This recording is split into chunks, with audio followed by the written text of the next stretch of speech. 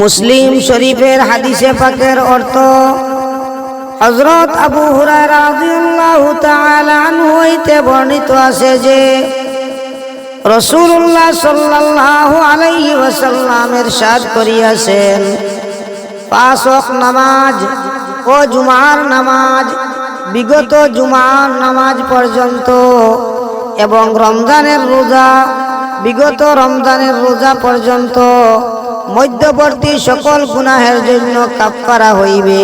সুবহানাল্লাহ। যদি এই আমল সমূহ পালনকারী কবিরা গুনাহ হইতে বাঁচিয়া থাকে।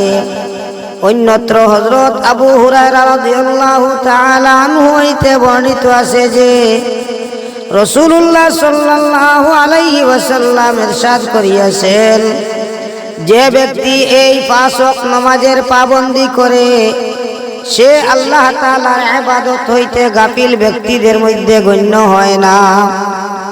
অন্য হাদিসে হযরত সালমান রাদিয়াল্লাহু তাআলা আনহু বর্ণনা করেন যে রাসূলুল্লাহ সাল্লাল্লাহু আলাইহি ওয়াসাল্লাম ইরশাদ করিয়াছেন, মুসলমান যখন উত্তম রূপে ওযু করিয়া পাঁচ ওয়াক্ত নামাজ আদায় করে তখন তাহার গুনাহসমূহ এমন ভাবে ঝরিয়া পড়ে যেমন এই গাছের পাতাগুলি ঝরিয়া পড়িতেছে।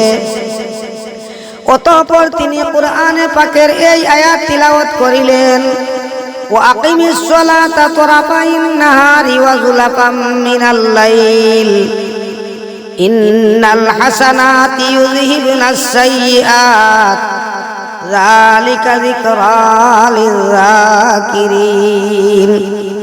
অর্থাৎ হে মুহাম্মদ সাল্লাল্লাহু আলাইহি ওয়াসাল্লাম, আর আপনি দিনের দুই প্রান্তে ও রাত্রের কিছু অংশে নামাজের পাবন্দি করুন।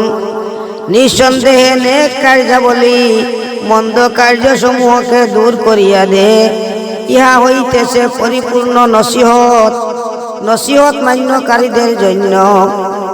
ফায়দা কোন আলিমের মতে দিনের দুই প্রান্তের দ্বারা দিনের দুই অংশ বুঝানো হইয়াছে।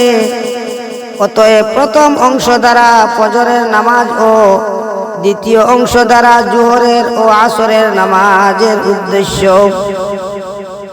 রাত্রির কিছু অংশ নামাজের দ্বারা মাগরিব ও এশার নামাজ আদায় করা উদ্দেশ্য।